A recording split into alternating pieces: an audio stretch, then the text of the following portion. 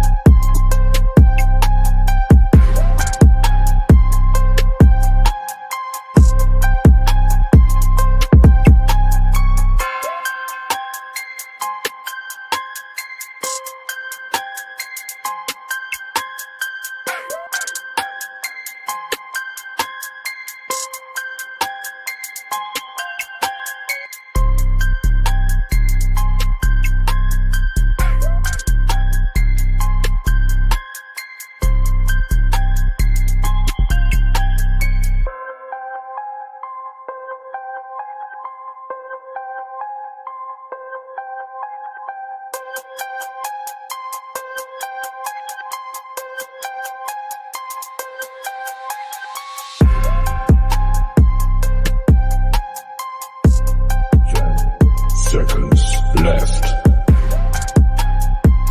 5, 4, 3, 2, 1. Ladies and gentlemen, may I have your attention, please?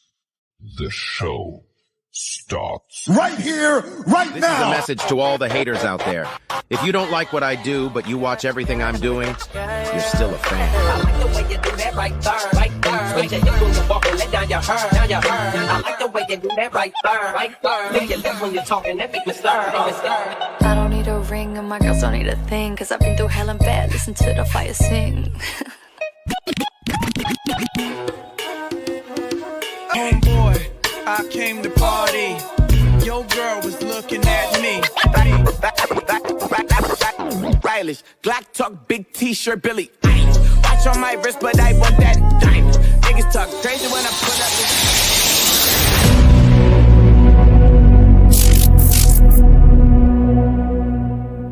up What's going on, everybody? This is your main man, Knoxville, and you're tuned in to Hog HQ. Woo! Pig Sue! Wee! Go Hogs!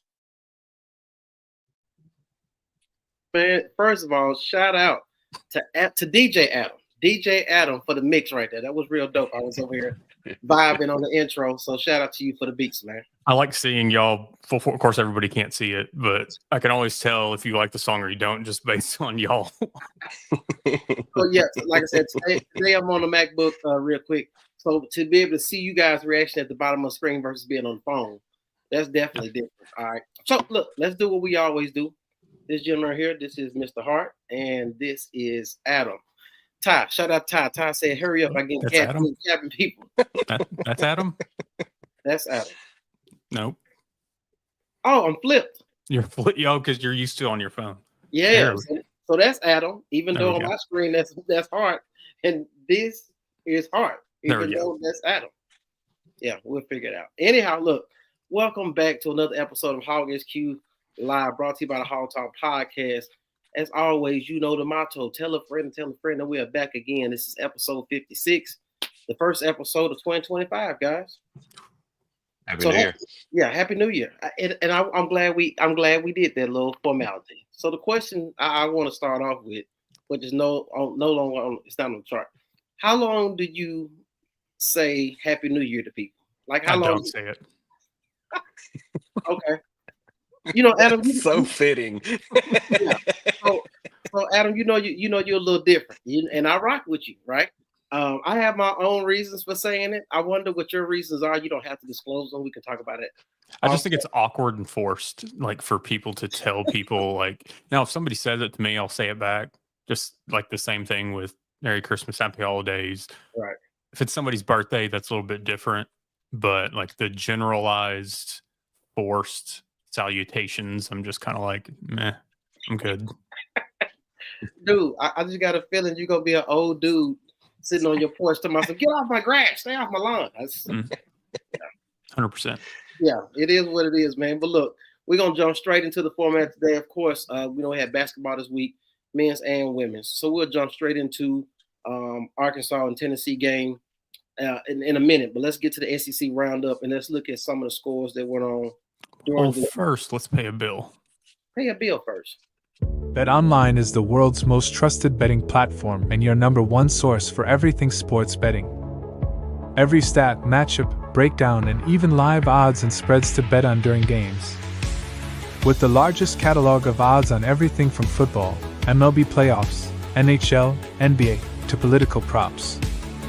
When the game's over, head on over to our online casino and get in on a game of blackjack or poker, or unwind with one of our over 150 slots games. Head to the website today to get in on the action with America's most trusted site for online wagering. BetOnline. The game starts here. To BetOnline. And before I forget, I know we start the intro with Isaac Smooth Baron. Shout out to Isaac for doing what he do for us with the intro. So we appreciate that. Let's jump straight into the SEC hoop scores. So, of course, Arkansas goes down to number one. Tennessee 52-76. Florida end up losing the close one to Kentucky. I'm sure the guys over there at BBL Nation are excited about that. So, number 10, and especially with them being ranked number 10, Kentucky takes on Florida 106-100. Georgia 51-63 at Ole Miss. What kind of? Yeah. That's interesting. And I guess I'm just looking at, I don't know. That's just interesting. But it was what it was. Missouri and Auburn. So number 2, Auburn ended up taking on Missouri, ended up beating those guys 84-68. Texas A&M won 80-60 to Texas. Thank goodness Texas is losing at something. And Vanderbilt beats LSU. Man, hey, if you're the athletic director at Vanderbilt, you got to be feeling good about yourself right now. This Alabama OU score. Yeah. And if you're the athletic director at OU, you need to be worried about your job. Between football and basketball, you just can't seem to get it together. Alabama puts a thumping on OU 107-79. And of course, they got the 5th rank versus 12th rank. So of course, they'll be dropping out to 12. And then once again, USC Junior until they get some respect per Adam.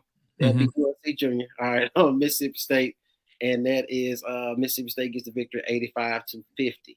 So that's the roundup for SEC ball. I mean, looking at the number of teams that's in the SEC thus far that's ranked starting the season, conference play ranked is going to be huge. The seasons look like during the year. We've seen teams like South Carolina. We've seen teams like Ole Miss find a way, and Missouri find a way to get it done down the stretch. So it'll be interesting to see what these teams look like. Tennessee always keeps a squad, so it's no surprise there. So it'll just be interesting to see how the Razorbacks fare going forward, as well as looking at the other teams in the conference. You know, there's not a lot of close games this week. And that's surprising. It's the glaring thing to me, which I sent y'all yesterday, was the Alabama OU game. Yeah, so being a 5 versus 12 and to be almost a 30-point victory. Another thing too was, and this goes for Georgia, Arkansas, Texas, but seeing those low of scores, and then you've got 300-point scores, an 80 thrown there, 85 with a 35-point win. 52 points isn't going to cut it in any of these games. Nope. In which we'll get into the Arkansas, but I mean, it's the top teams: Alabama, Tennessee, Florida. I'm going to throw Kentucky in that mix. Auburn, like, you've got to bring it every single night. Yeah. Because if they're capable of, I mean, we were putting up triple digits on no-name schools. These guys are doing it against SEC. And Mizzou had a decent non-conference. Yep. I mean, coming off of 0 wins in SEC play last year, they wanted to fix things this year, and it looked like they were on that trend, but who knows now that the conference season starts. Yeah, that's pretty wild. Anthony said OU is a fraud. Hey, I think they're a fraud in all sports as of right now. Now, the thing that's interesting about that comment, Anthony, I'm just thinking forward for no reason. Let's see what happens when baseball season pop up. Because we always look at Arkansas to be a favorite in baseball. But we also know about the Floridas and the LSUs and Texas now. So that's going to be interesting to see what it looks like. But if OU is trash in baseball too, yeah, somebody getting fired. That's the problem. Hanging on with softball. Yeah, they ball in softball. I give them that. All right, what you got after SEC hoops? I mean, let's just get into the brunt of yesterday. The shit show that was Arkansas and Tennessee. And it sucked too for the fact that game came on, as the Kentucky game was ending. So it was like you were kind of, or at least I was just like, oh shit, we're about to get just 2 bomb ass games back to back. Right. And then it was just bad. It was one bad. of those. I had the feeling that I had during the Illinois game that you get down in the first half to a good team, you're down double digits at halftime, you're not clawing your way back. Right. Mm-hmm. Now, when we went and paid some bills, I want to make sure I'm right. This is Adam. Yep. And this is I had to fix the little mirror of my screen situation. I'm good now. All right, so we good. Let's get into this game. First thing I want to do is I'm looking over here at my screen at the stats. That's what kind of blew me away, to be honest with you. So, Thero, one of the guys that we've looked at, has been a mainstay in regards to coming on to the team and contributing every single week. It seems like him and Boogie have been the main 2 guys. This dude played 25 minutes and had 6 points, 5 rebounds, and 3 assists. Mm-hmm.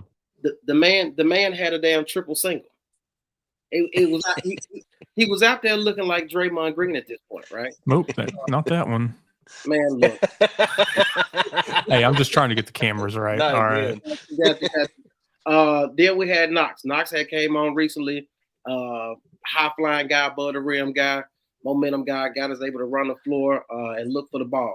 This dude played 17 minutes as far as starting lineup. 17 minutes, the lowest amount of minutes. He had 6 points, 2 personal fouls, no rebounds, no assists. Was he just out there to get cardio for 17 minutes? I mean, you hoped that John L. Davis was going to get back in our rhythm. Didn't happen. Which, first game back, I know that was more or less, in my opinion, the excuse that was made Thursday when I think Coleman talked to the media on Thursday and said, he's got to get back in a rhythm, blah, blah, blah. I question that, which I know you've got to get into a game rhythm and stuff like that. I just question more on, which I know was brought up in the comments on last show from Marcus Carlton, MC from Inside the Hog Pen, but the conference difference from FAU to Arkansas, plus my thought behind it is going from a team that you were the guy, right, going to a team where you're not the guy, where you don't have the ball in your hands almost every possession. That weighs heavily on a lot of guys. They're not used to not being the go-to, not being the one that the offense runs through, and I think he's struggling with it. And what year is he? Agree. Senior. So once this is last year of eligibility. I think he was a grad transfer. At this point, mentally, you should have what it takes in order to fight through whatever tough situations you're dealing with as a senior. This is your opportunity to put on 4 coaches looking at prospects for the NBA draft. So you got to look past that. I mean, you got to be able to show up in these type of moments. We had, hold on, let me get it. Hold on. Yeah, 8 of 10. We had 52 points, and Tennessee had 51 rebounds. Yeah, I mean that's the difference in the game right there. Honestly, is the rebounds. Let me see. Dude, I think that we had 2 players tied for 5, and they had one dude with 18 boards. Mm-hmm. That's crazy work. 5, 5, 3, 2, 3, 2, 2, 2. Right. And Carter Knox had 0. Right. And then you had Adu versus his former team, which you thought he would show up. The man played 29 minutes. Was 2 for 3. I mean, 29 minutes, 2 for 3, 0 for 2 from free throw. We were 6 for 13 from the line, which tells you that nobody was driving. We were settling. Yep. And that's why we got blown out. Yeah. Settled. Yeah. Settling and not being in position to get the rebounds in order to keep the ball alive and have court. They have, how many offensive rebounds did they have? 20 something, 24, something like that. No. They had 11. And I've got it right here. 51? Offensive rebounds was 24. Yeah. Total rebounds that's was 51. ridiculous. Yeah. They had almost as many offensive rebounds as we had rebounds. We just need to call it like it is. Big Z is another Connor Vanover. He's not a big, yeah. And here's the problem. He may be better, but he's not an inside defender like you would want at somebody that size. He's too frail, if you will. He can get bodied. He's just kind of a warm body that's in the paint. They can throw his hands up. He can block a couple of shots if they're at the rim. But if they make him move, he's getting exposed. Well, if nothing else, okay, because we've seen him step out on perimeter and take some shots. He can do that. If anything, put him on a perimeter to take the big guy out of the paint on the defensive side, and then take one of your more athletic bigs on Arkansas's team, whether it be Adu or someone else, and then let them get work in the paint. Let them get some elbow jumpers. I just feel our leading rebounder. We had 3 guys at 5, and nobody was higher than that on Arkansas. The problem is we only have one person is Adu that can play down low. I mean, Brazil isn't really a down low scorer, so who else do we have? Yeah, so we got 2 stretch fours and Adu. We have the same problem we have now that we had under Muscle. We don't have big men. Well, we got tall guys, but we don't have a big man. When you have Big Z on the floor, you run a risk because you're putting him as the big man on the floor. Right. You're not pairing him with Brazil or an Adu because then you're at an even further disadvantage because he's slow. Correct. So when you put him on the floor, yeah, he's 7'2", 7'3", whatever he is. But then you're then having to rely on Thero to be your person that can get boards or have something happen underneath. So you're at a disadvantage when you have Big Z on the floor because you can't pair him with anybody else, as in Brazil, because they're practically the same position, or you're playing them as the same position, and Adu. So Big Z on the floor, you know what your offense is going to get, especially when you're going up against a team that can play big. Makes sense. Looking at the comment there, Steve got Davis was a waste of money. Should have paid another big man.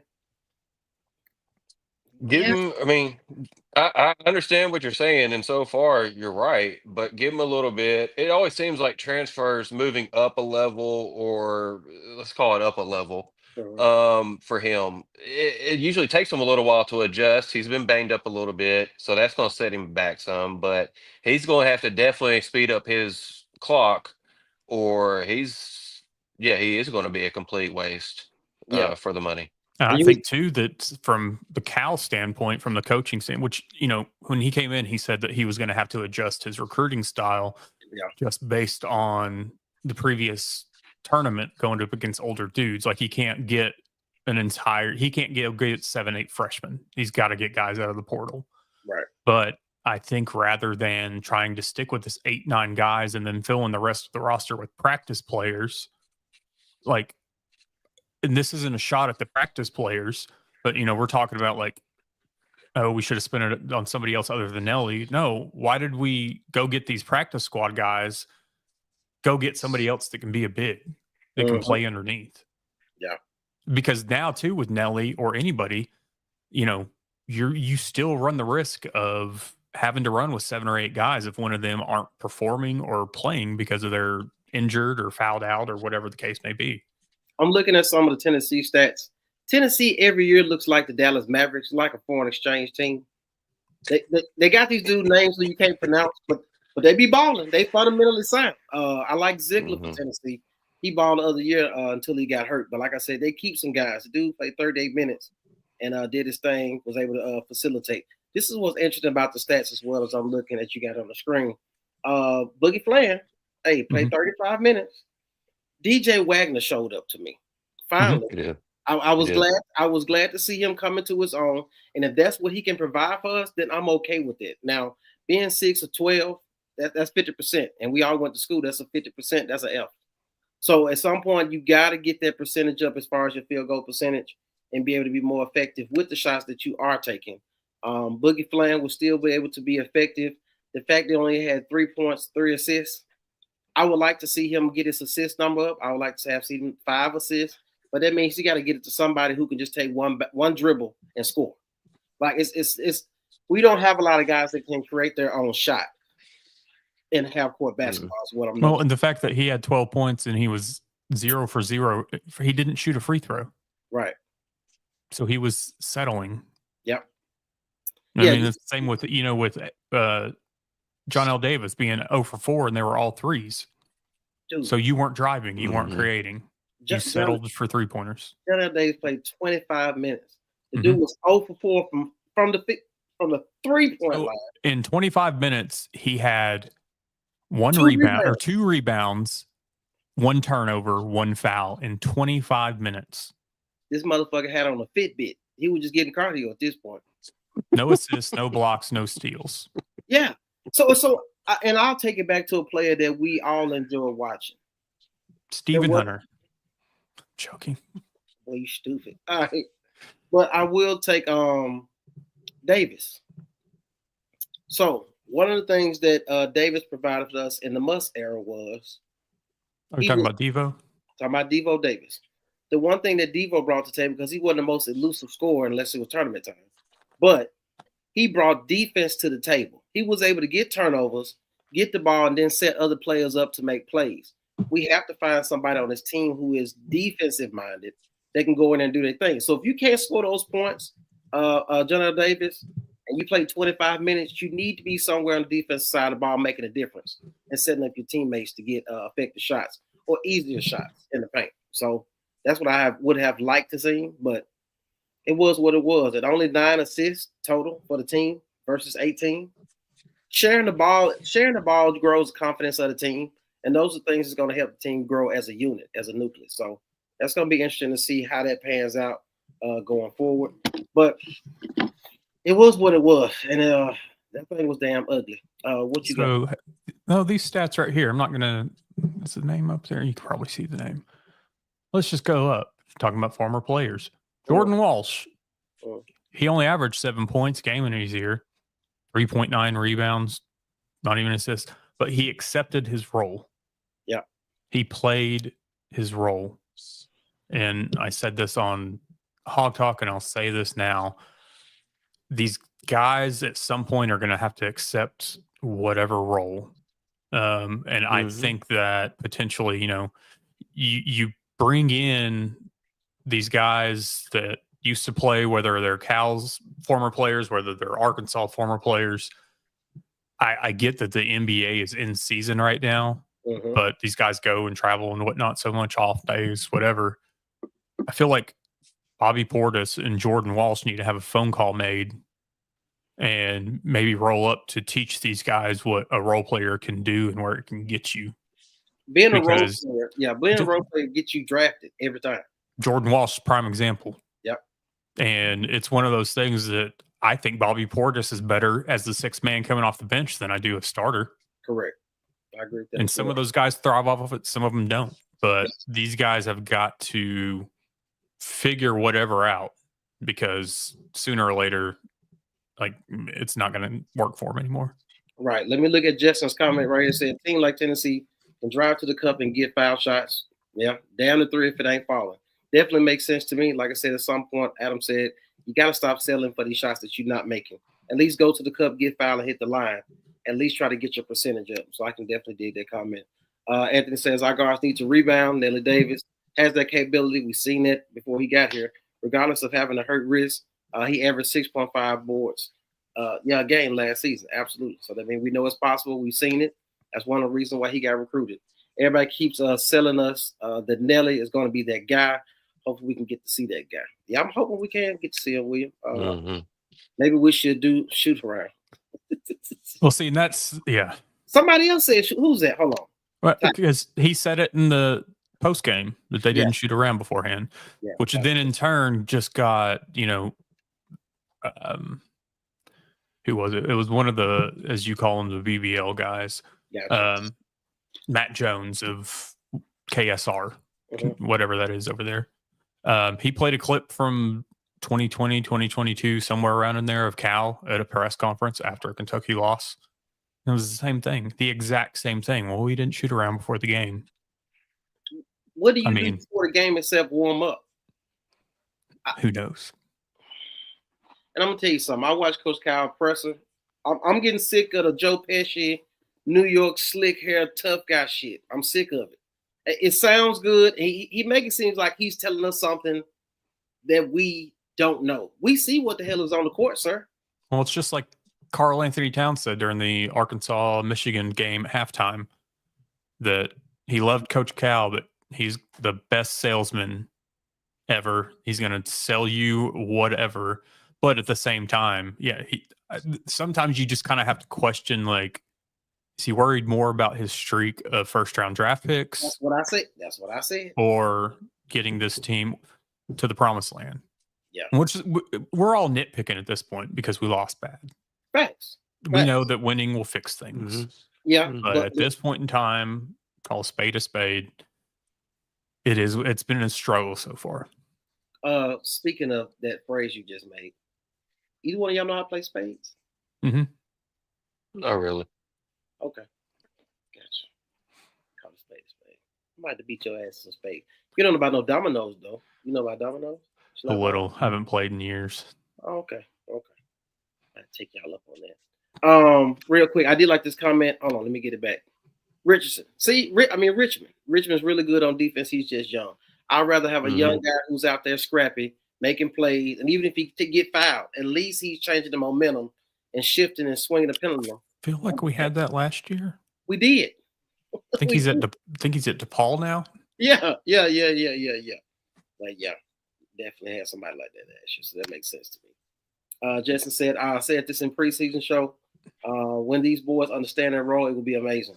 Yeah, but we got to get to that point. I don't know what game it's going to take for them to turn it around. Hart, you about to say something? You had something to say? Well, I was just thinking about the Chaz Lanier and how he killed us, and that's what we're missing, other than the rebounding part, is a knockdown shooter that scares the defense, that opens up the paint for our dribble drive, but people aren't really afraid of our shooting. Now it's drastically improved from where it started this year.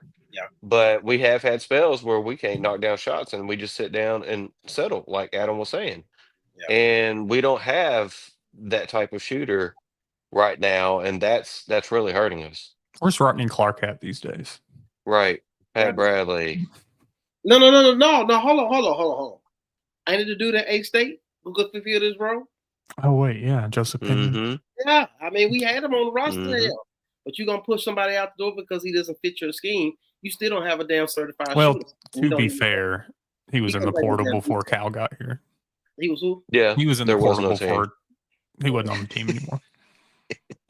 I mean, it is what it is. I'm sure he would have rather had Cal. If he hits the portal and Arkansas decides to bring him back, I'm sure nobody will be mad about it. Well, and it's one of those things. I'm not trying to hate on Joseph Pinion or whatever, but I said when he was at Morrilton, just like I'm saying still about Aiden Chronister, who's no longer at Rogers. He went to whatever academy.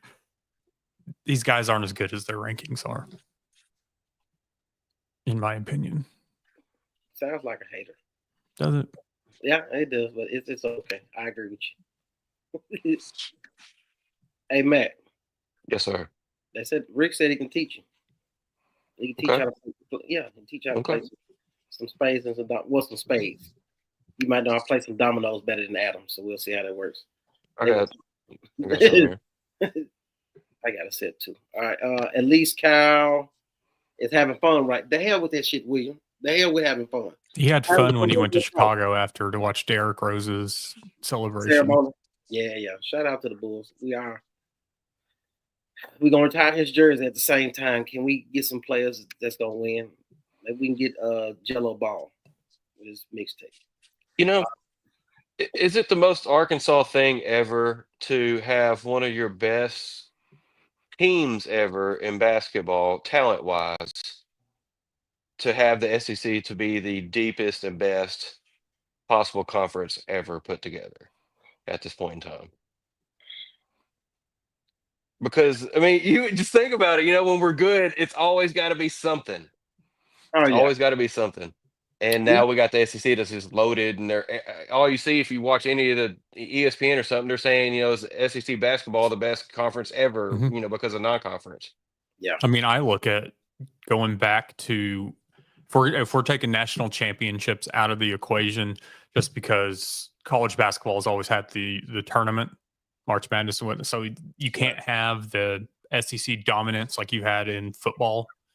But I think that like top to bottom, I would put where the SEC is at right now against the ACC and the Big East in their prime heydays.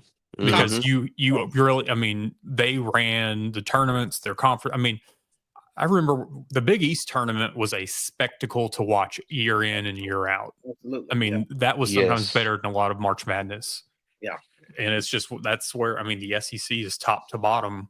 I mean, you have a conference that you're going to put feasibly 12 to 13 teams in the tournament. Yeah. I mean, watching the Big East back then was like watching the who's who of rookies going into the NBA for the next couple of years. So, you knew whatever point guard Syracuse had was going to end up.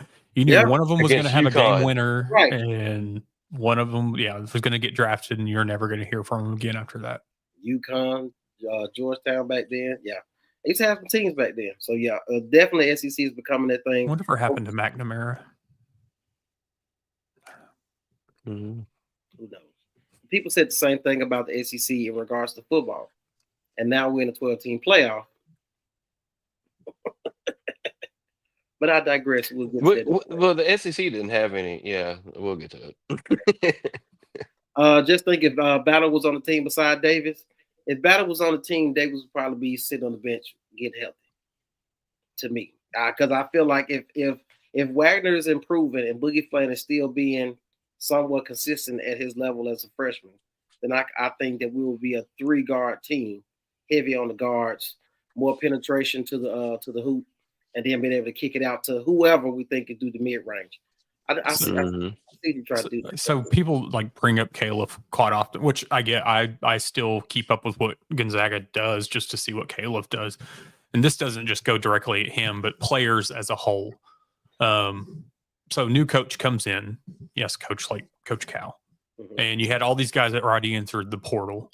Yeah, how many of them regret not having a conversation with Coach Cal and just like they just continued on? Like Brazil had the conversation with Cal, right? Came back. All these other guys are already in the portal. Was there too much pride or ego in the mix for them to go like talk to Coach Cal to see where he was at to see if they could possibly stay? Or do you think they had conversations that we just don't know about? Maybe, just like when we looked at the Muss era, maybe they had a conversation and the coach told them, you don't fit what I need. Because you got to remember this. Initially, he said he was going to take how many players? 8, 9? 7 to 8. Right. So that was initial conversation. And everybody looked at, we got this guy. Then we started thinking about who's going to be in the starting lineup. Then all of a sudden, you're looking like, this is all the players he's going to get. Then all of a sudden, other names kept popping up. So I was like, okay, it sounded good when he said it from the beginning. Once again, a salesman's job. So maybe those guys looked at it and said, okay, this is Coach Calipari, legendary Hall of Fame coach. Maybe I don't fit into what he's looking for. You're telling me I'm going to be a practice guy and I could potentially go somewhere else and actually be an asset to a team? So I don't know. Maybe who knows what the conversation really looked like, but nobody said that openly. And I'm sure the guys who left didn't want to say anything to tarnish recruiting or tarnish the program. So who knows? William says, I feel like Boogie and DJ are looking around the locker room thinking the rest of these guys are trash. I got a sense You got yesterday, zero. just because, and I feel like you can look at the assists and see that there's a lot of guys frustrated with each other. Body language shows it, but at the same time, they're not necessarily like getting into it or lashing out at one another, whatever. But there's not a lot of, I guess, camaraderie that you see on the court when things get tough. Well, this is what happens when you built a team with no roster. Mm-hmm. So I mean, even when they all just met each other, right? So even with that being said, TBB the only returning guy, he wasn't the guy that was loud and vocal. Y'all got to remember, not too long ago, people were shitting on him with the rumors and all that foolishness going on. He wasn't a vocal guy to come out and just say, "This is what we're doing as a team. None of this stuff is true. We need y'all to support us as a team." None of that was coming out as far as him being vocal. So technically, you're looking at some of the older guys, maybe like Davis, who's not scoring, but is an older guy who has been in different situations, who's probably speaking from a perspective. And this now team would benefit greatly from having that European. No, for real. Not for real. The real European trip before the season in August or July, whenever it was. Yeah. A time to jail, a time to have some camaraderie. So I absolutely agree with that. Get to understand your likes and differences, who really jail with each other and whatever. Are you guys old enough to remember John Thompson? Dude, AI was on one of them. Let me tell you something. John Thompson used to have them teams. Are y'all old enough? Yeah, he used to chew on his towel. Or not.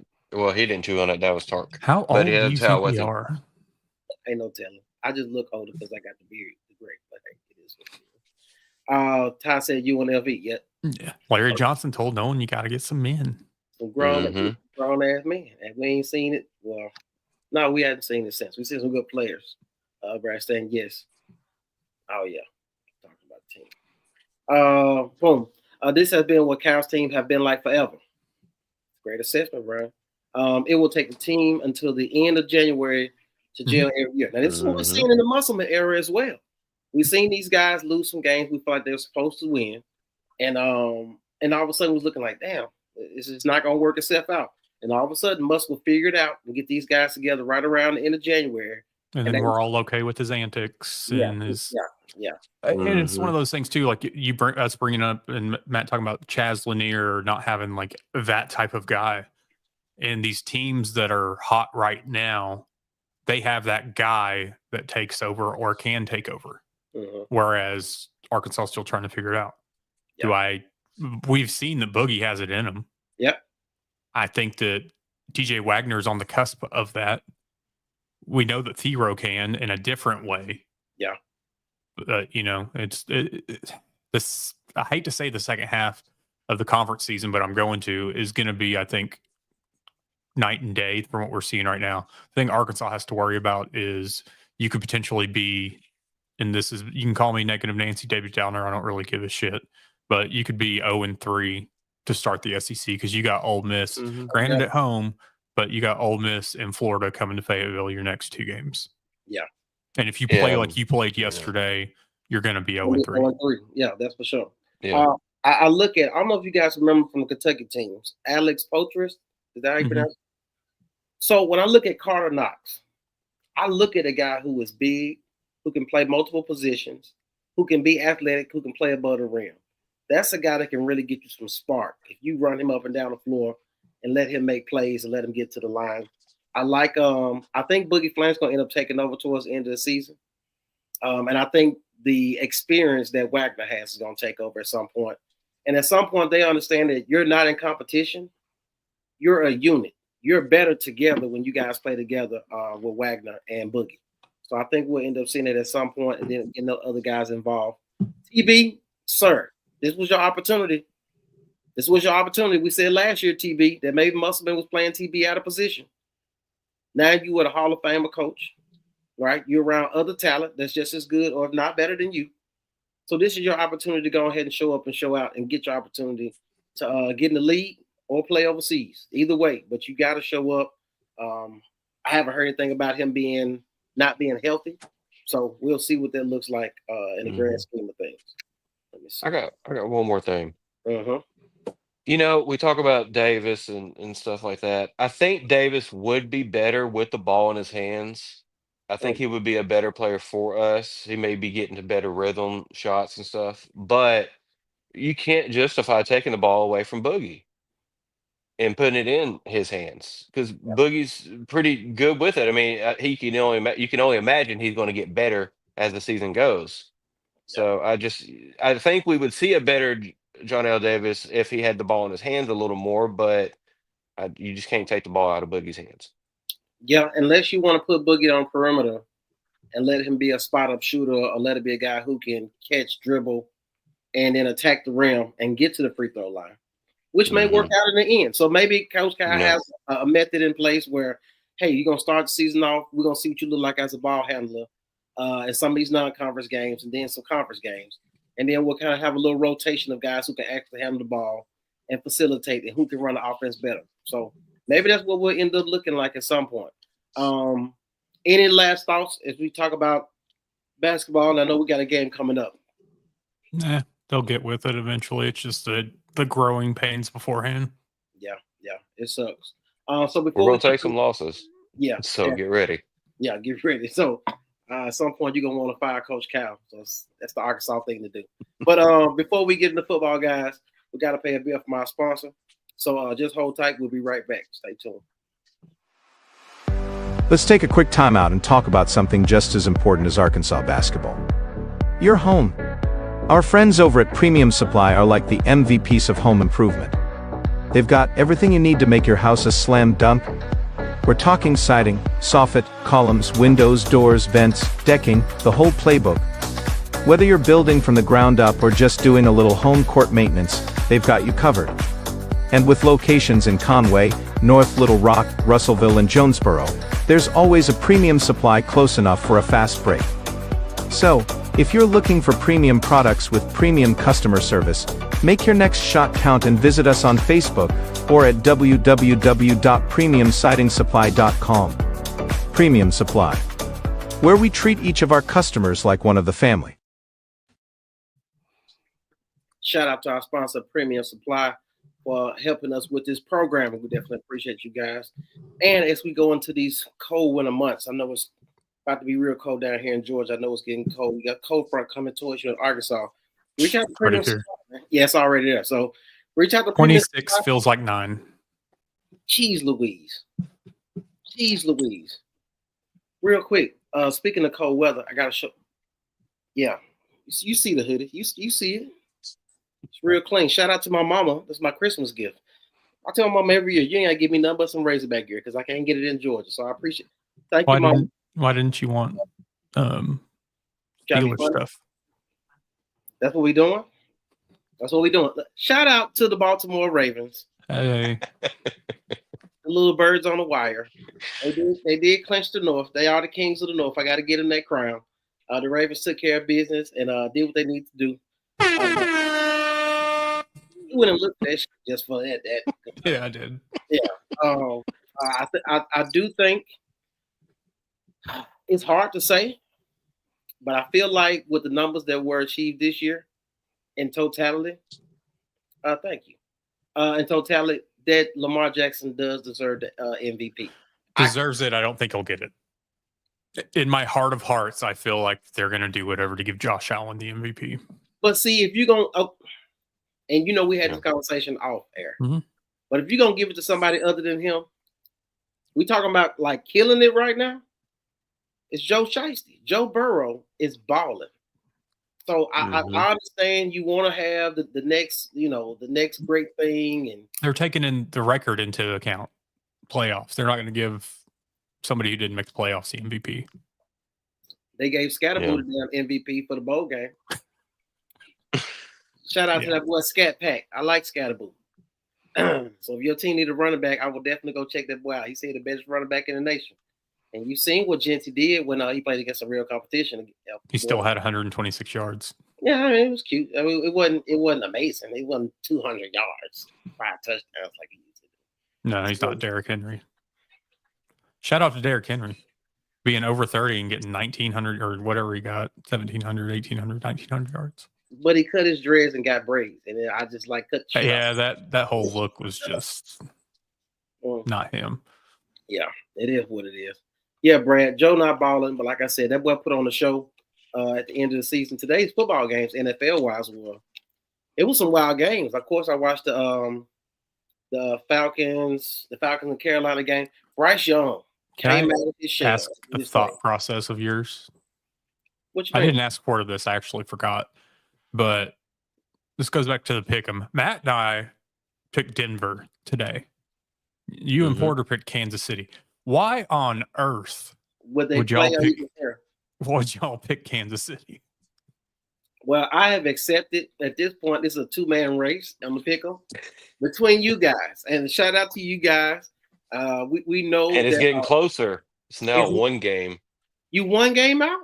After this week will be one game because of your Steelers. Hey, I can't help it. Some going on in the Wilson household. Sierra got to start throwing it back because Russell I don't know what the hell's going on with Russell Wilson. He didn't got so soft and so weak. I'm just like, dude, you went on a little spurt and then you just disappeared. Well, I feel like, which I meant to send you a clip earlier and I'll have to find it and send it to you. But there's a lot of similarities between George Pickens and Antonio Brown. Oh, okay. All right. So, when it comes to them being head cases. Okay. So this is the thing. I'm trying to figure out how to say this among this audience and it makes sense. Because the context makes key. Mike Tomlin believes in mentoring men. He believes in watching players grow, watching them go through growing pains. With that being said, you're dealing with these players that other teams may not look at to see that they're a classic positional guy, but you're willing to take the lumps because you know at some point your defense and your offense is going to find a way to have a winning record for the season. With all that being said, we need a veteran wide receiver in that room because Pickens is a goddamn head case. This dude had 1 catch for 0 yards and 3 drops. How do you have a catch for 0 yards? Once again, he was on the field with a Fitbit. He was just getting in some cardio. I don't understand what the hell he was doing out there. It just didn't make any sense. So it was what it was. And we'll get to some more of that. I seen this comment, Justin. See that? Justin, this is the thing that's interesting. They're finally on prime time. Finally, right? Finally. So we know that's a rivalry. We also know that Lamar Jackson's been playing out of his mind. Derrick Henry's been playing out of his mind. I don't believe in Baltimore's defense like that. I believe their offense runs their team. Just like I feel like Pittsburgh, our defense runs our team. So when you took your little shot at Kyle Hamilton last night, I did I had a whole ass response typed out and then I deleted it. I was like, I'm not getting into this.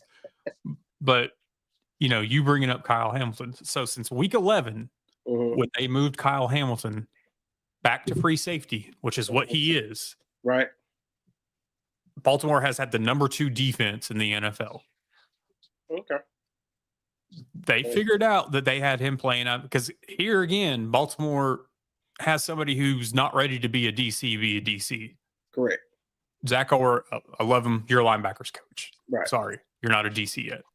But they finally made the decision. They moved Kyle Hamilton back to free safety, and that's what works. And shout out to Nate Wiggins, who this regular season as a rookie allowed 0 touchdowns and had a pick 6 yesterday. And that is awesome. So you mean to tell me a team actually see that something is not working, make an adjustment and change it. So the fact you went from the 27th or 28th ranked defense to 2 over the 11 games and then games 12 through 17. So switching gears, this is similar to saying, wait a minute, it's a dude on the team who was a North Carolina track champ, and we haven't played him. Now all of a sudden it's a bowl game. The dude balls out, and now he's in the damn portal. Shamar Easter is not good enough to play tight end. When 2 of your tight ends got kicked off the team, then he started to play receiver. But he didn't play. But I digress. Look, moving forward, we're going to get to these Razorbacks, though. I do want to get these comments. Hey, guys, I'm a Titans fan because my son loves them.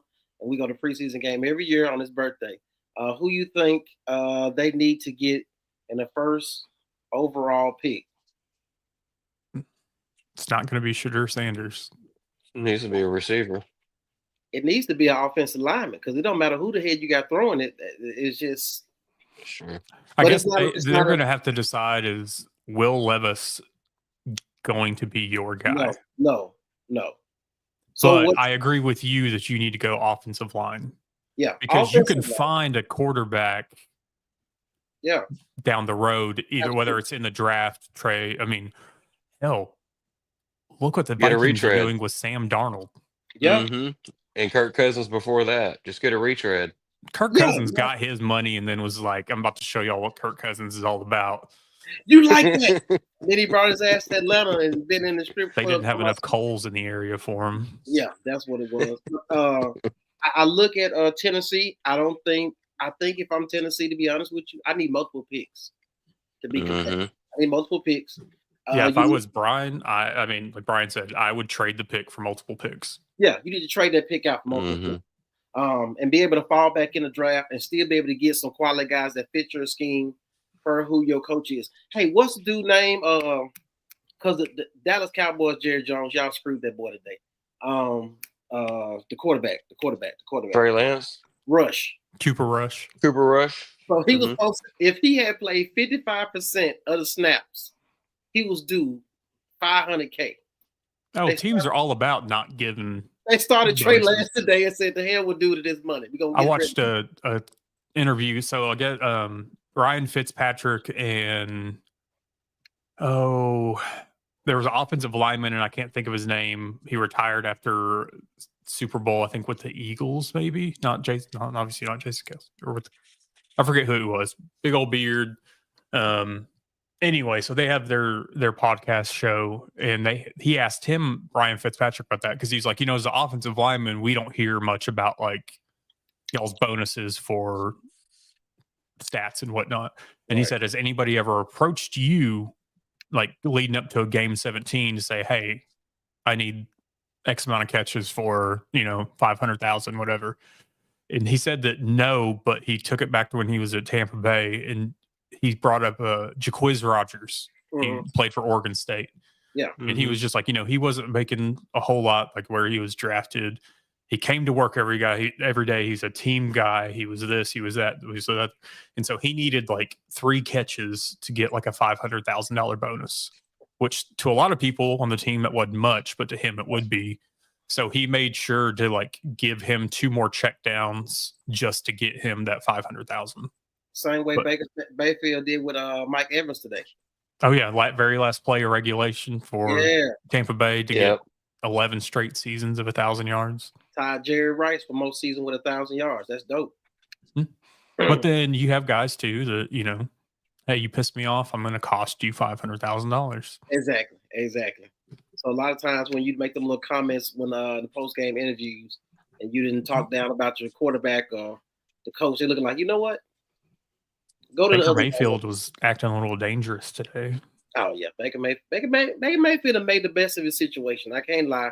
There was a lot around him, surrounding him going out to college. From him running the 40-yard dash down Dixon Street, all that type stuff. And he's found a way to redeem himself in his career. So man, shout out to Baker Mayfield. I can't lie. He's a little arrogant little prick, as you would say, but at the same time, he did his thing. Petty Air Force, Brad. Petty Air Force. All right, let's get into these Razorbacks and this football talk. Matt, I know you had brought up some conversation about Taylor Green's stats and since we were talking about stats and where he ranks overall in regards to statistics of Arkansas quarterbacks. Adam, I know you're just gonna pull it up, but go ahead, Hart, what you're about to say. I was just wondering what people thought about Taylor Green and where he stacks up. Not necessarily historically in greatness, but and how well he did this year, because a lot of people gave him a lot of flack, and deservedly so. I'm not saying he didn't deserve any, but his stats are comparable to some of our best ever. So I just want to hear what people have to say about it. Gotcha. So he about to pull up these stats. And let me see. So, I mean, I know a lot of the stuff that like initially got a lot of the starter was Chuck and Bo a couple weeks ago, whatever it was. because Talon was within like less than 200 yards of total yards of Ryan Mallett in Ryan Mallett's 2010 season. I think it was like 169 yards or something around there. My only like big comparisons, I guess, let me pull it up here, was going on like, so I think that season Mallett had 32 touchdowns passing. If you look at their overall turnovers, because I deleted the note, of course. Oh, here we go. So 32 touchdowns, 12 picks for Mallett, 4 rushing touchdowns, 3 fumbles, but only 1 loss. So 13 total turnovers, 36 touchdowns. Talon Green had 23 total touchdowns, 13 turnovers, 9 interceptions, 4 fumbles, but he had 8 fumbles overall. But he had a 10-3 season versus a 7-6 season. And I've had the argument that people put up that I've seen, well, Mallett had NFL players around him, which granted, I'll give him that. But I'm just looking at it from the aspect of, I think Mallett was also 64% completion and Talon is at 60%. So with all that being said, and I could be misskewing this information, are you telling me that Talon Green did more with less? I don't take it that way. I think that's what Matt's trying to get at. I thought it was a thought-provoking, stat and where he ranks, and so I wanted to bring it up and see what everybody thought, because it does. You can. Let me go on a little runabout of conversation real quick. First of all, I got to get Ty comment because I see what the hell Ty doing over here. Hudson Clark needs to declare for the NFL draft. Now, Ty, you know I'm a Hudson Clark fan, and the white cornerback has been making a comeback. You look at the Eagles; they got 2 of them and they balling, so it's not impossible. I don't know if he's ready. I think he need to play as safety. He don't need to be corner at all. So anything is possible. The people that are upset with Green didn't do their research. He came here as a project QB. Petrino planned to have this guy for multiple years. He will only get better. Great comment, Brian, because I'm telling you, this motherfucker is sorry to me. I don't give a fuck what y'all say. And I got to say that. and I'm going to tell you what I watched, Brian. When I say make that comment. So I know the narrative is that everybody plays better in year 2 of our Petrino system. I agree with that. I think we will be a better unit, no matter what the names are on the back of the jerseys on the offensive line, as well as the skill position. So I do believe the team will look better offensively in year 2 of Petrino's system. I guess the things that I tend to harp on because I watch football, like I watch NFL football, like, and I just look at the little things that may not be big issues to some people. I looked at when we were leading, we was going away with the game against Texas Tech. And I looked at the way that he broke down a pre-snap read and made a bad read and went to the sideline and Bob Petrino, you can read his lips, said, just run the fucking play. And it was just interesting because it just tells me that he still doesn't get it. He still doesn't trust what he sees. He feels like that at some point he's 6'6" and he can still shake a DB. A safety came up and tackled him in the open field. And like I said, I'd run that play down. I'll break that play down this week and put it in the group so guys can see what I'm talking about. But it was a series where we were up and the game was ours. But he still made these plays, these reads where he just misread what he saw, or he didn't trust what he saw. He had 3 defenders on one side of the field leading out to block. The dude decided to cut it back against the grain and got tackled one-on-one by damn safety and for a loss. I'm like, what? That's the same shit you've been doing, dude. You did it against Pine Bluff. You did it against Oklahoma State. You did it against Ole Miss. You did it against Tennessee. We're talking about games where you were up, Pine Bluff, games that you won, that you wasn't supposed to win, Tennessee, games where you got your ass whooped in Ole Miss, right? So it happened in all games throughout the year, and it just shows me that he has not learned to trust what Petrino is teaching him. He has not learned how to make adjustments, audibles at the line per his personnel when Petrino teaches him on film. So I just think that's another thing that, even though I'm going to continue to harp on those things, because those are the same things that even though you win games against Tennessee, it's still something that needs to be fixed. And once he can fix those things, then we'll see him play elite ball versus elite teams. That's when the team will actually get better as a unit and will continue to maintain drives as opposed to doing 3 and outs and the momentum getting swung. So I will continue to harp on those things as I see them and see fit. But I think he will do better. And I would like to see, and it's not going to sound crazy. The hell with that. I want to see a quarterback competition going into the spring. I really do. This dude right here, get that shit out the spring. He loves. Well, I tell you, the two dudes that Petrino put in the league were already special. Lamar Jackson, right? Regardless of what Mel Kiper I feel like you use that, like Taylor and Bobby and Lamar. You use that correlation more than anybody else. But okay, no. What I'm saying is, I make that comment to make this point. Who has by Petrino produced it as an NFL quarterback besides Mallett and Jackson? Brian Brom. But that's the point I'm making. It's not like Lincoln Riley. He just takes a dude from transfer portal, play 1 year to school, end up being first round pick. It's not the same thing. Go ahead, Hart. You about to say something? Well, who would have thought Brandon Allen would still be in the NFL? Brandon Allen did his thing. He was special. I'm not saying he didn't, but I'm just saying who would have thought he'd still be in the NFL, albeit a backup. But still, you just wouldn't have thought he'd made it that long. Will Tyler Wilson do the NFL? Yeah, Tyler Wilson, I would have thought was one of the biggest snubs of all longer. time. Yeah, he definitely should have been in the thing. I see what y'all trying to do, you little fuckers. All right, only quarterback. His biggest problem going into the NFL was going to the Raiders. Yeah, like McFadden. It was a horrible organization. Turf toe was McFadden's biggest problem. Well, yeah. Well, I mean, he did have 11 guys waiting on him because he had Jamarcus Russell as his quarterback. I mean, come on. I mean, he gets turf toe getting ready in the morning. He does. All right, let me get Williams' comment. Only QB question I have is how long does Madden wait before transferring? Is that going to be in the? All right. Is he going to wait 2 years for TG and another year or two for KJ Jackson? That's a great question. I like it. I think that you're going to see Grayson Wilson leave potentially. And I honestly, you just have to look at which one does Bobby want to roll with, in KJ or Madden. Here's the thing: is we're just hoping that Madden is better than Nico. He didn't play his senior year, and I think that he's going to have some rust coming in. So I think there's going to be a lot of people like, "Oh, put it in Madden," and it's like, let him get used to stuff first.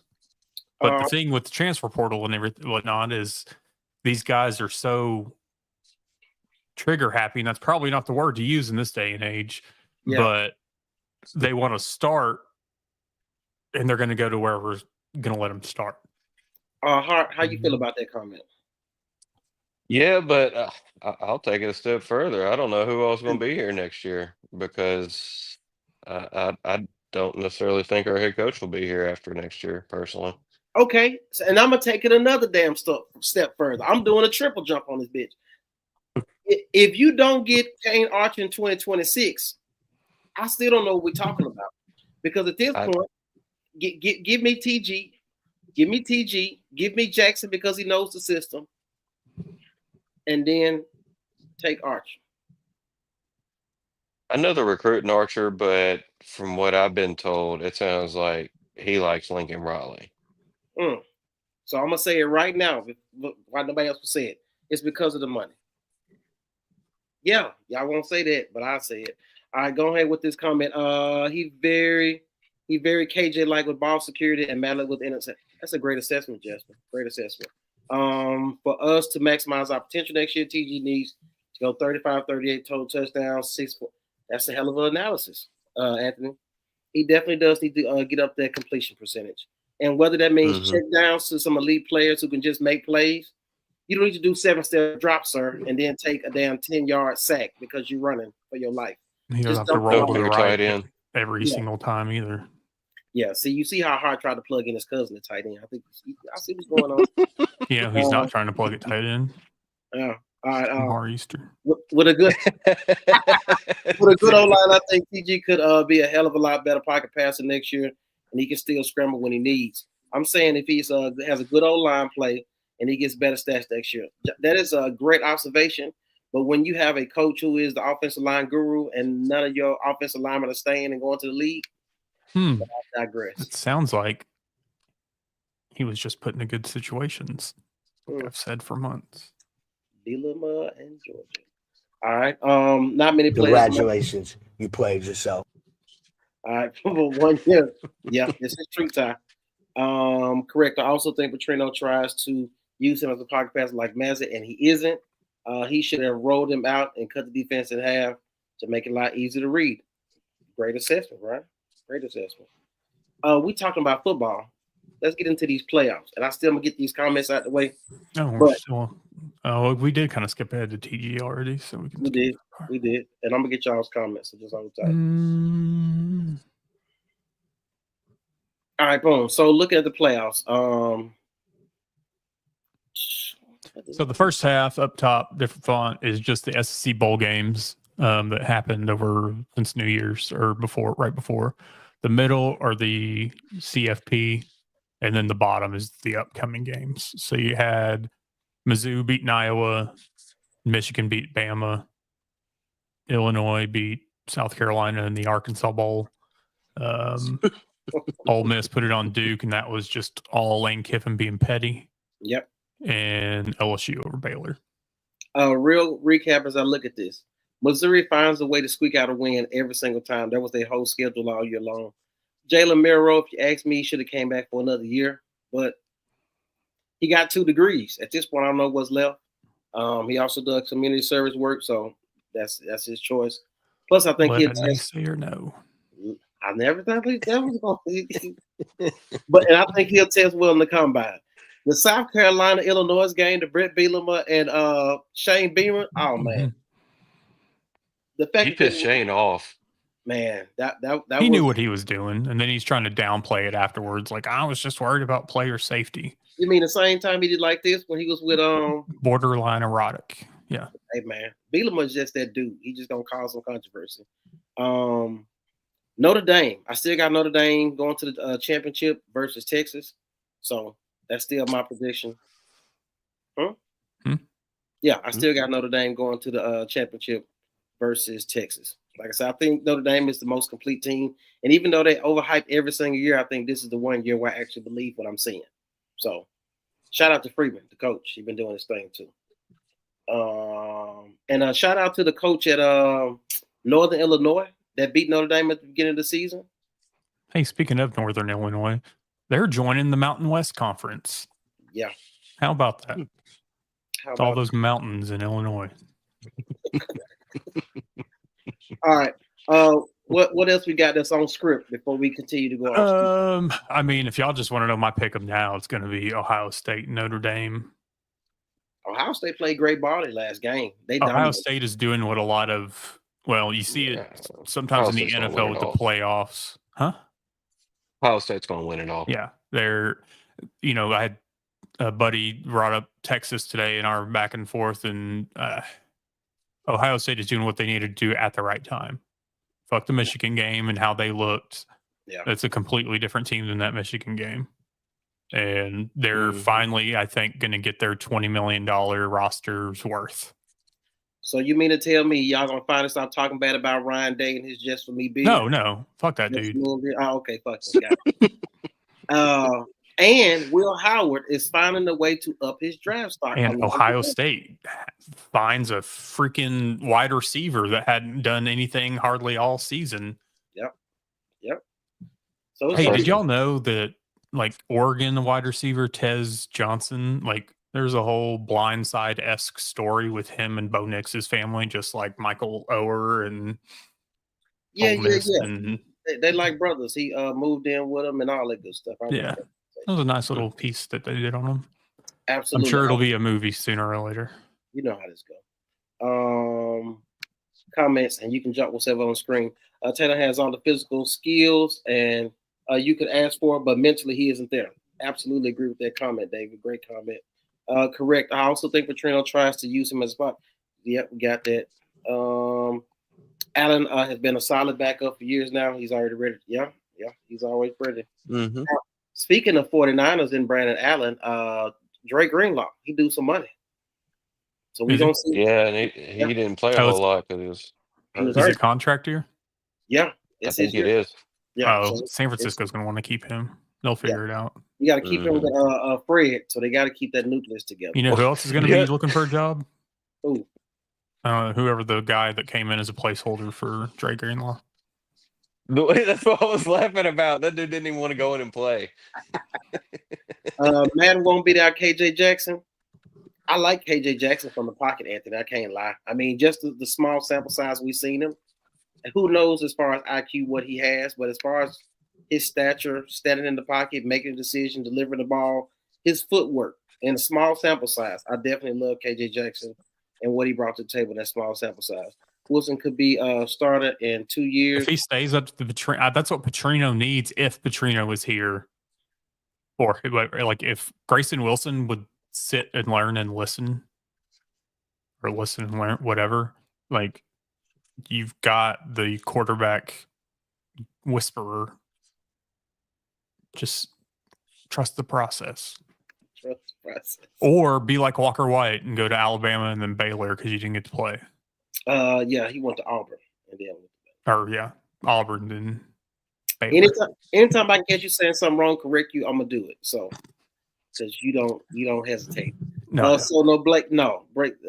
This dude is holding the clipboard, and he probably will be okay. Blake will probably hold the clipboard for a couple years on the Petrino, and then find some way to go to like Illinois, Purdue, Appalachian State, and be a damn coach to start his career. That's what. And don't forget, if Petrino's still here, 2026, he's already got that 3-star quarterback out of South Carolina committed.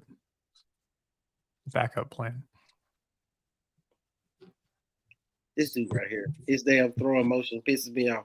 Yeah, I know you're talking about. I know. Yeah, I definitely. Shane McMahon, money. Yep. That's what it's all about. Let's throw them. Yeah. Okay. Boom. Let me get these comments. We signed 5 linemen so far. LOL. Plus that means, guys, Carmona's coming back. You mean AKA Mr. Stomp him out? Yeah. Y'all still mad about Carmona? Y'all still mad about that? Nobody was calling for that Penn State player that checked Ginty to be kicked out of football. Salt charges. Arkansas is a different place. We weren't petty then. Yeah, petty AF. Notre Dame and Ohio State in the Natty, with Ohio State winning, unfortunately, mark it down. Okay, I can dig it. We got Mr. Pick'em and Mr. Pick'em on the screen, so they said the same thing. I hate Ohio State even more. They are going to win Natty, and they hate their coach. I was hoping he was next Razorback coach. You hate their coach, but you wish he was the next Razorback coach? He was just saying, I get what he was saying. He was saying he's better than who we got. Northern Illinois is west of West Virginia. Would you rather have? Yes. That has nothing to do with Arkansas. Oh, okay. Go ahead. Would you rather listen to Ohio State fans or Texas fans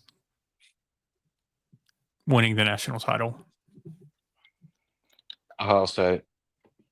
Wait a minute. Okay. All right. Which fan base do you want to hear from after January 20th? I'm gonna tell you how I feel about this. And as much as I did have a disdain for Texas, this whole SEC is being overrated situation is bothering me. Why? Yeah.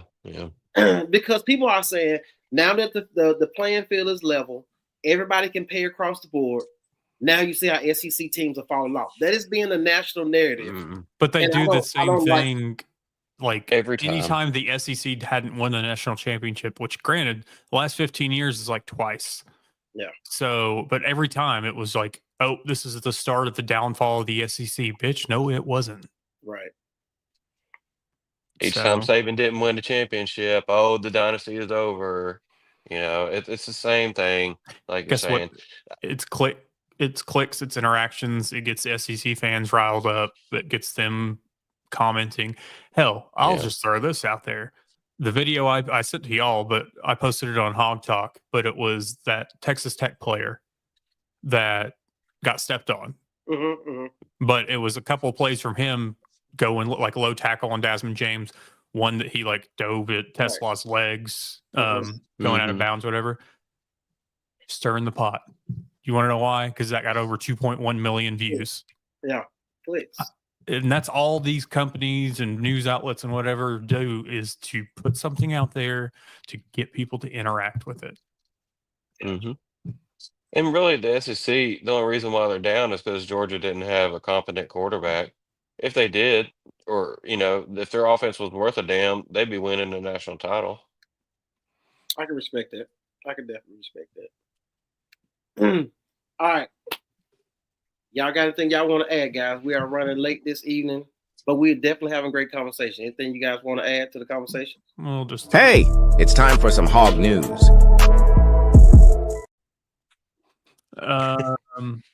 What? Look for a little. I mean, I can drag this out even longer. All right. So we all saw, or we haven't seen yet. I don't think he's committed yet. Adrian Maddox probably going to end up at UGA, Georgia. All has to do with money. So unless something comes up between now and then, I don't think we're going to end up with them. Unless I have seen another UAB coach that's possibly out there to replace, what's his name? Darren Wilson. I think that was the name, yeah. So we'll see what happens. Which Matt can talk more about the coaching news. We obviously saw Marcus Dumerville, who we've been talking about on here the last couple of weeks. He did commit. I say 2 wide receiver names to watch in the portal is Nareel White. Went to Ole Miss, freshman. Originally, he was committed to Arkansas before Ole Miss. Ended up going there. He's in the portal. And then Anthony Evans went to Georgia, wide receiver. Originally committed to Arkansas and then flipped. The track guy. I think those are 2 to watch. Arkansas's got kind of their numbers on portal expectations for what they want to get out of the portal the rest of the way. I don't know if Matt, you had those numbers or you don't. I don't have the numbers right now. I think one more tight end, 1 to 2 wide receivers, 1 defensive lineman, and 2 D-backs. 2 D-backs are what they're looking for the rest of this portal. Dumerville, the offensive lineman, recently committed. 6'5", like 310. Started at LSU, went to Maryland. LSU, Brad Davis, Yeah. So if he didn't make it with Brad Davis and end up, because he got enough years of eligibility to be drafted. So if he didn't make it at LSU, and then he transferred to Maryland, and every picture you see on his profile as far as him hitting the portal is from LSU, not Maryland. It tells me that he hit the damn ceiling. The same way what Blackstock did from Michigan State. So it might be a nice piece as far as he has some knowledge about the position because he was under Brad at LSU 3 years playing in that system. Mike shows he has some grit. He's ready to compete. But I also feel like I don't know if he'll come here and be all SEC. It's just interesting to me that people love to throw out there these particular stats. And I just look at like, if he was that damn good and played at LSU, was there for 3 years, he's old enough to be eligible for the draft. Why is he in a draft? And let's be clear, the number 1 interior offensive lineman that'll be in this draft from LSU was actually recruited at Arkansas when Brad Davis was here. Oh, yeah. Brad Davis gets guys to the NFL. Yep. That was a bigger loss than I think any other coach that we've had so far. Absolutely. Yeah. So truthfully, that is the Brad Davis. And if you can Google him, it's a black man. But Pittman, the type of relationship that him and Pittman had, I remember his interviews. He looked at Pittman as like a father figure to him. So that was truly his mentor and a mentee situation. More so than Cody Kennedy. Cody Kennedy lucked up and got into a situation to where he was able to be around Pitt, and Pitt wanted to give him an opportunity to to earn his own way. And that's why he didn't go over there and help coach the offensive line. He understood that he fucked up by letting Cody go over there and do what the fuck he wanted to do because his quarterbacks was getting killed. Now, Mateos is a better offensive line coach, but also understands and respects what Coach Pittman has done in the past. Now they're a collaborative unit working with the offensive line. So it's just interesting to see that. But like I said, the dude at LSU, he is a dog. You hear me? Like I said, that quote that he put out there, man, that I sent to y'all, man, dude, it's just hell of an interesting to say. Look at my tape, my first game I started, I played LSU. This dude ran through my face. I think he was going against Jared Verse at the time, who ended up getting drafted. But this dude got whooped, and he's talked about like our objective in the offensive line room at LSU. He said if you give up one sack to a player and he gets one sack a game, you just made him a first round pick, a top 10 pick. So the objective is to not give up the sacks. And I was just like, to just hear that maturity from a young man that's on the team that's getting ready to go to the NFL, I would just love to hear that from other guys and wear Razorback uniforms. But it just lets me know that it's possible. And hopefully we can get these with these players that we got coming in and some of the players who we got to watch in the bowl game. Shout out to those players who played the bowl game. I did watch them on offensive line. They did pretty well for their first time getting live action, for a whole game. So they did pretty well, man. I just hope it all works out. We want to have a great season, double-digit win. Other than that, man, that's all I got. We are running late this evening. We're having some great conversation. Let me get these last comments before we close. Matt, you got anything else on the Hog News? Yeah, just early names for replacements I posted earlier this week. Zach Etheridge and Rohan Gaines are early names. Rohan's a former Hog, if y'all remember the 100-yard touchdown interception against Ole Miss when we shut them out. And then Etheridge is at Houston. So those are the early names right now, but just join Hog HQ on Facebook if you haven't already and get the news in between shows. I do know before we close out, as far as Hog HQ, the group on Facebook is concerned, we are now at 22,000 members, man. So shout out to you. And I'll be honest with you, when we get these requests for people to get added to the group, I love when it says invited by. That's the dopest compliment we could ever give.